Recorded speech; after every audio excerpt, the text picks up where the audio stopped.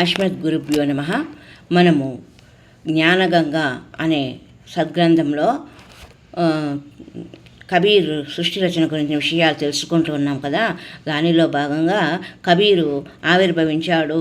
నీరు నీమా దంపతులకు 5 సంవత్సరాల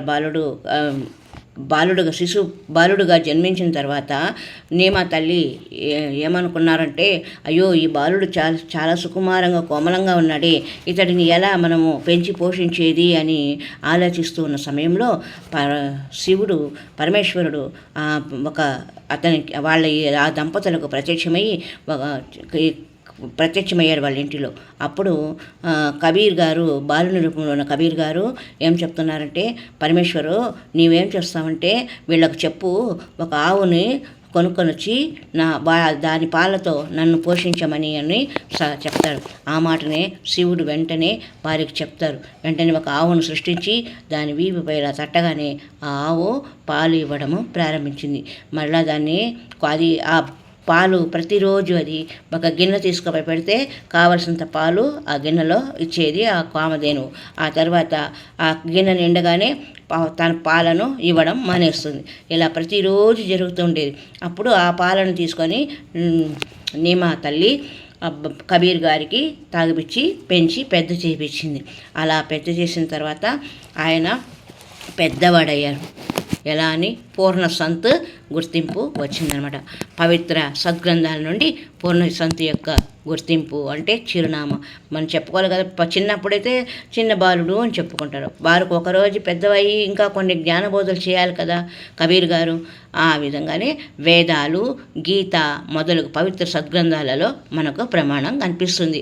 ఎప్పుడైతే ధర్మానికి హాని కలుగుతుందో మరియు అధర్మం యొక్క వృద్ధి అవుతుందో, మరియు వర్తమానంలో నకిలీ సంతులు, మఠాధిపతులు మరియు గురువుల ద్వారా భక్తి మార్గం స్వరూపం చెడుగా చేయబడుతుందో, అప్పుడు పరమేశ్వరుడు స్వయముగా వచ్చి లేదా తన పరమజ్ఞాని సంతును పంపించి సరి అయిన జ్ఞానం ద్వారా ధర్మమును మరలా స్థాపింపజేస్తాడు.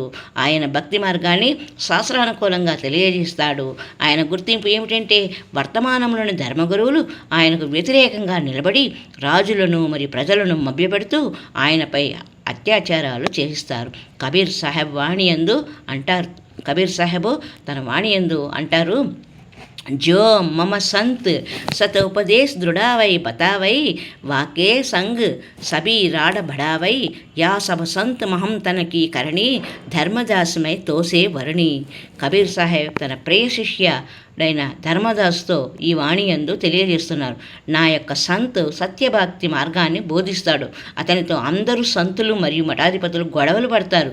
ఇదే ఆయనను మనము గుర్తించగల చిహ్నము అంటారు. రెండవ చిహ్నం ఏమని చెప్తున్నారు, ఆ సంతు అన్ని ధర్మ గ్రంథాలను క్షుణ్ణంగా తెలిసినవాడు. ప్రమాణం సద్గురు గరీబ్దాస్ వాణియందు సద్గురుకే లక్షణ కహో మధురే బైన వినోద 4 వేద షట్శాస్త్ర కహి అటహారా బోధ్. సద్గురు గరీబ్దాస్ జీ మహారాజ్ గారు తన వాణియందు పూర్ణ సంత్ యొక్క పరిచయం గురించి చెప్తున్నారు.